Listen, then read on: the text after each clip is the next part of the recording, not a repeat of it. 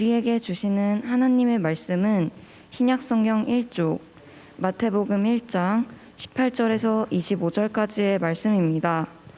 신약성경 1조 마태복음 1장 18절에서 25절까지의 말씀입니다.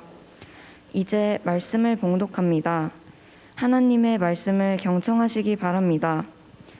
예수 그리스도의 나심은 이러하니라.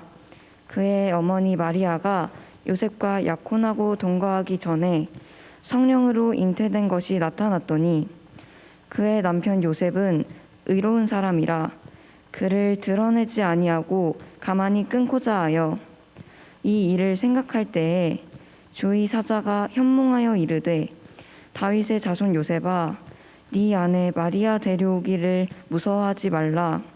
그에게 잉태된 자는 성령으로 된 것이라. 아들을 낳으리니 이름을 예수라 하라. 이는 그가 자기 백성을 그들의 죄에서 구원할 자이심이라 하니라. 이 모든 일이 된 것은 주께서 선지자로 하신 말씀을 이루려 하심이니 이르시되 보라 처녀가 잉태하여 아들을 낳을 것이요 그의 이름은 임마누엘이라 하리라 하셨으니 이를 번역한즉 하나님이 우리와 함께 계시다 함이라. 요셉이 잠에서 깨어 일어나 주의 사자의 분부대로 행하여 그의 아내를 데려왔으나 아들을 낳기까지 동침하지 아니하더니 낳음에 이름을 예수라 하니라. 아멘.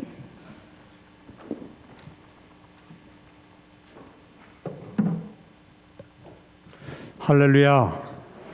오늘은 크리스마스입니다. 크리스마스가 어떤 날인지 교회를 다니는 사람이라면 모르는 사람이 없을 것입니다. 크리스마스는 하나님의 아들이신 예수님께서 인간의 몸을 입고 이 땅에 오신 날입니다. 중요한 것은 왜 하나님의 아들이 굳이 인간의 몸을 입고 이 땅에 오셨을까 하는 것입니다.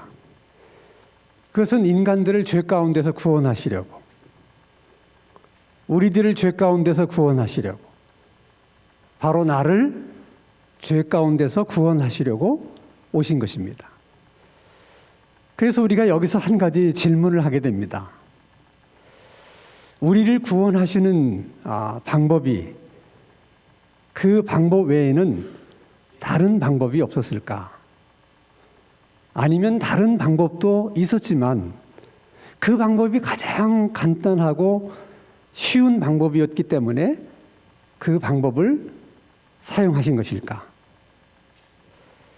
예수님께서 인간의 몸을 입고 이 땅에 오신 것은 인간을 죄 가운데서 구원할 수 있는 방법이 그 방법밖에는 없었기 때문에 그런 것입니다. 그 길 외에는 다른 길이 없었기 때문에 하나님께서 그 길을 선택하신 것입니다. 문제는 그 길이 예수님에게는 너무 어렵고 힘든 길이라는 것입니다. 그 길이 예수님에게 얼마나 힘들고 어려운 길이었는지 그것을 설명하기 위해서 등장하는 인물이 마리아와 요셉입니다. 먼저 우리가 마리아에 대해서 한번 생각해 보려고 합니다. 어느 날 마리아에게 가브리엘 천사가 나타나서 이런 말을 전해줍니다. 누가복음 1장 28절에 그에게 들어가 이르되 은혜를 받은 자여 평안할지어다. 주께서 너와 함께 하시도다. 은혜를 받은 자여, 주님께서 너와 함께 하십니다. 천사의 이 말을 듣고 아멘, 할렐루야 그렇게 말하지 않을 사람이 누가 있겠습니까? 근데 문제는 마리아가 받았다고 하는 그 은혜가 도대체 뭘까? 무슨 은혜를 받은 것일까? 자, 그 은혜에 대해서 가브리엘 천사는 누가복음 1장 31절에서 이렇게 설명합니다. 보라 내가 잉태하여 아들을 낳으리니 그 이름을 예수라 하라. 마리아가 요셉과 결혼을 하고 간절히 아이를 기다리고 있는데 가브리엘 천사가 나타나서 저런 말을 했다면 그거야 두말할 것도 없이 정말 은혜죠. 마리아에게 그보다 더 큰 은혜가 어디 있겠습니까? 문제는 마리아는 요셉과 약혼만 했지 아직 결혼한 관계가 아니에요. 그리고 요셉과는 동침한 적도 없습니다. 그런 자기에게 아이가 생긴다는 것이 그게 어떻게 은혜가 될 수 있습니까? 그런 것을 어떻게 우리가 은혜라고 말할 수 있겠습니까? 그래서 마리아가 가브리엘 천사장에게 질문을 합니다.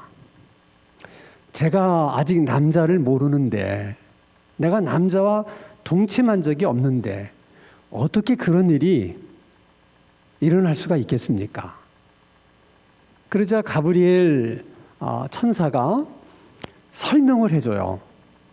세 가지로 설명을 합니다. 첫째 설명은 누가복음 1장 35절에 천사가 대답하여 이르되 성령이 내게 임하고 지극히 높으신 이의 능력이 너를 덮으시면, 그러면 네가 남자를 모르고 남자와 동침하지 않았다 하더라도 네가 아이를 가질 수 있다 하는 설명이에요. 그게 첫 번째 설명입니다.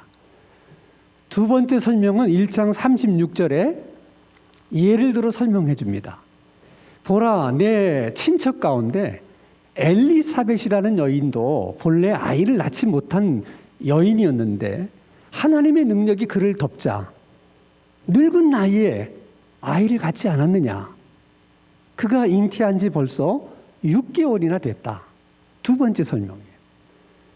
자, 세 번째 설명은 1장 37절에 대저 하나님의 모든 말씀은 능하지 못하심이 없느니라. 자, 여러분, 가브리엘 천사가 아주 소상하게 마리아의 질문에 대해서 대답을 합니다. 설명을 해줬어요.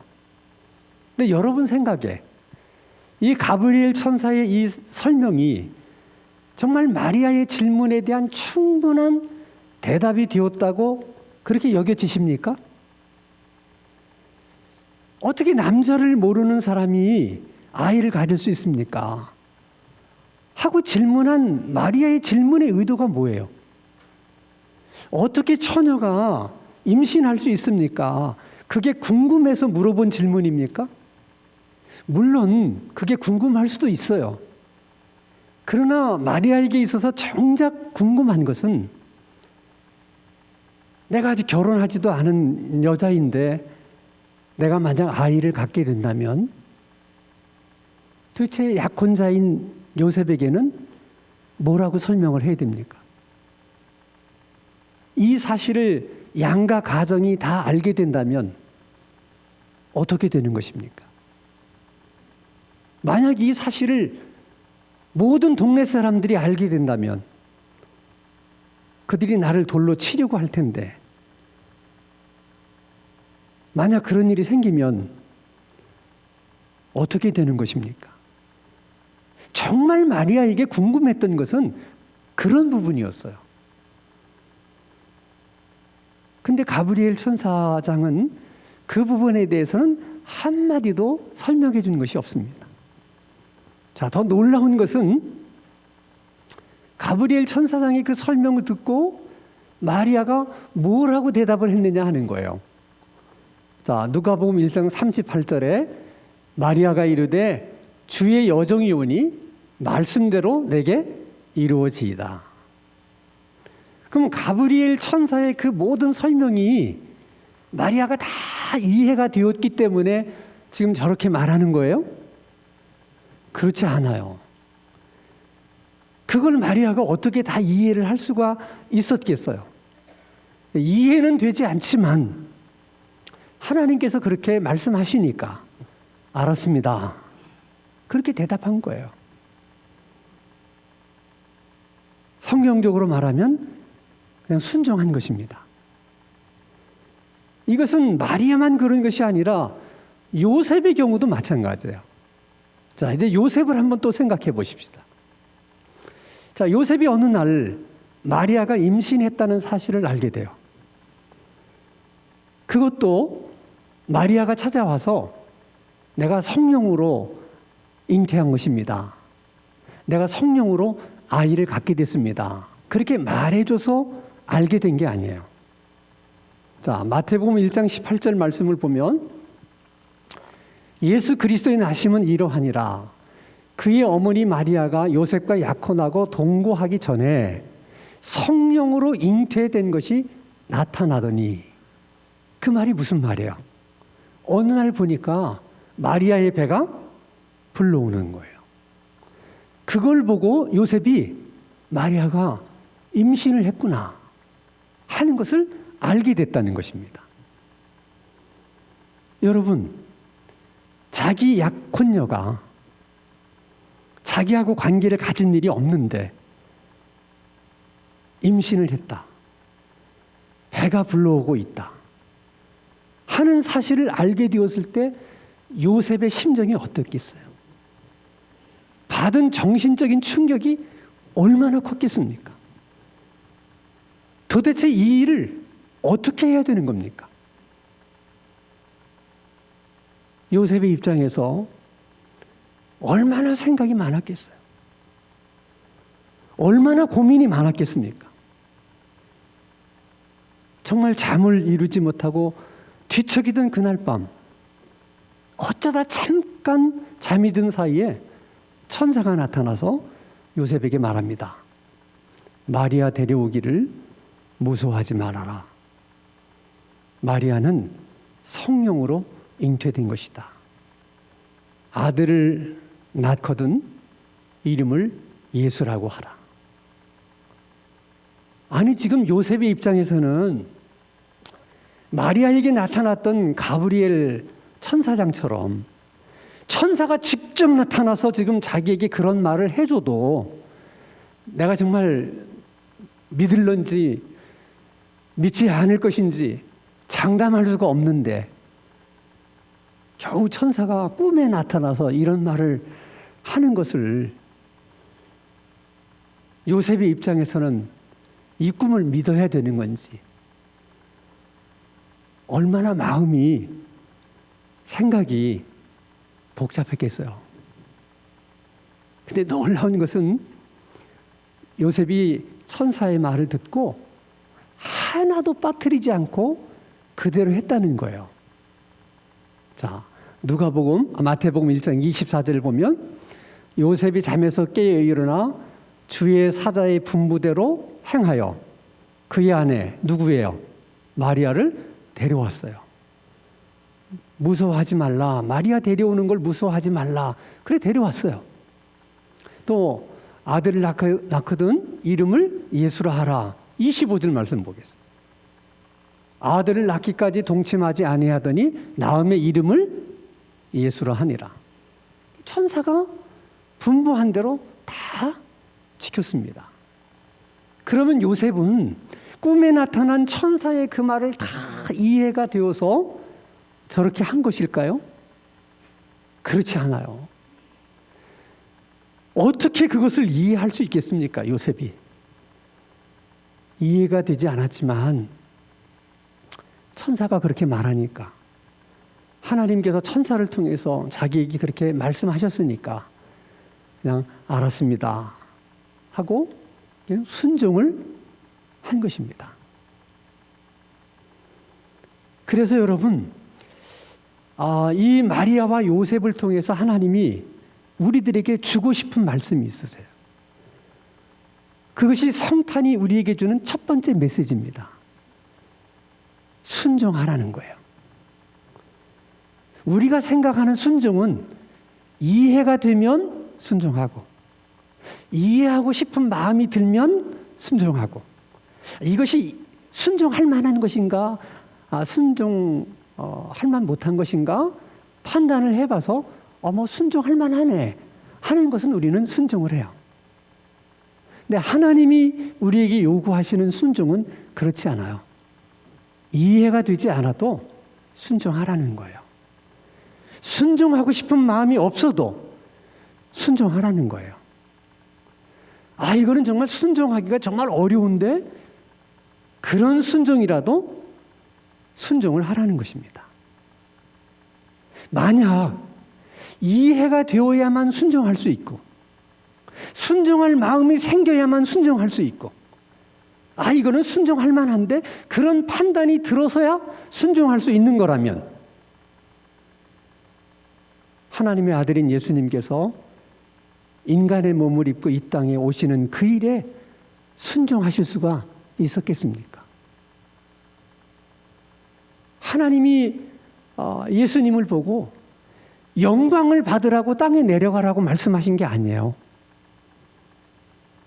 땅에 내려가서 십자가에 죽으라고 내려가라고 말씀하신 거예요. 영광을 받으라고 땅에 내려가라고 하신 말씀이라도 순종하기가 쉽지 않은데 내려가서 죽으라. 그것도 십자가에서 죽으라. 이렇게 말씀하시는 성부 하나님의 말씀에 어떻게 그렇게 쉽게 순종할 수가 있는 거겠습니까? 그러나 그 순종 때문에 오늘 우리가 구원을 받게 된 거예요. 그래서 항상 순종은 생명의 길이고 불순종은 죽음의 길입니다. 언제나 순종은 축복의 문이고 불순종은 저주의 문입니다.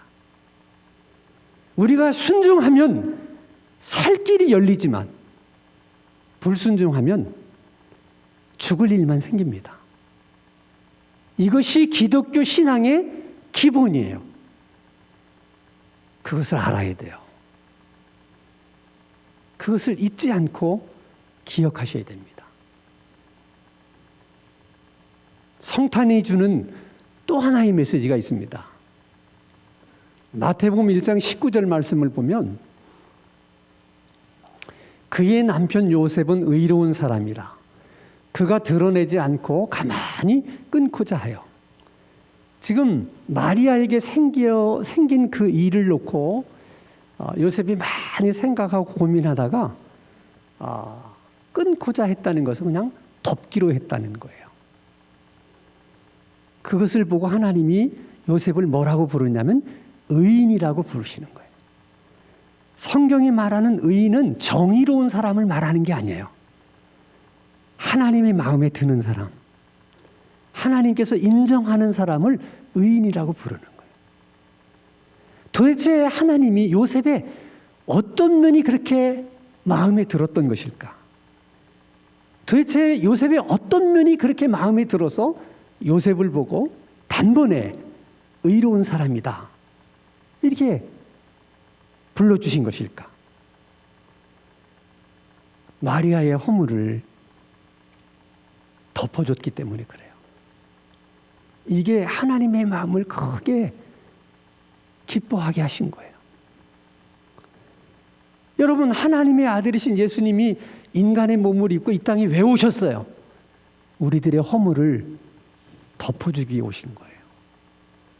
만약 예수님이 이 땅에 오셔서 우리들의 허물을 다 들추어내셨다면 우리 중에 구원받을 수 있는 사람이 누가 있겠습니까? 그래서 하나님이 마리아의 허물을 덮어주는 요셉을 보면서 기뻐하신 거예요. 그래서 단번에 의로운 사람이라고 불러주시고 그렇게 인정해 주신 거예요. 문제는 요셉은 정말 마리아의 엄청난 허물을 덮어준 것입니다. 그런데 우리는 그런 허물에 비하면 정말 너무 사소하고 너무나 작은 허물임에도 불구하고 그걸 덮지 못해서 정죄하고 비난하고 상대방의 마음을 그렇게 힘들게 하는 거예요. 큰 허물도 아니에요. 그저 남편의 작은 허물인데 그걸 덮지 못해서 남편을 정죄하고, 아내에게서 발견된 허물, 큰 허물도 아니에요. 그냥 사소하고 작은 허물일 뿐인데 그것을 그냥 덮고 넘어갈 수가 없어서 그 아내를 비난하고, 자녀들의 허물, 큰 허물도 아니에요. 넘어갈 수도 있는데 그걸 덮지 못해서